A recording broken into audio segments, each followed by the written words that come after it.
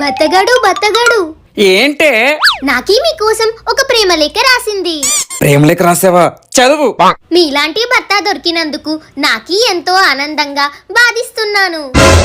బాధిస్తున్నాను కాదు, భావిస్తున్నాను. మీలాంటి భర్త దొరికినందుకు నాకీ ఎంతో సున్నం చేసుకుంది. పుణ్యం చేసుకున్నాను. మీరు ఎప్పుడు ఇలాగే పడి కాలాల పాటు చచ్చి బతకాలి. చచ్చి బ్రతకాలి కాదు, చల్లగా బ్రతకాలి. మిమ్మల్ని చూసిన ప్రతిసారి నాకి ఎంతో గర్వం వస్తున్నది.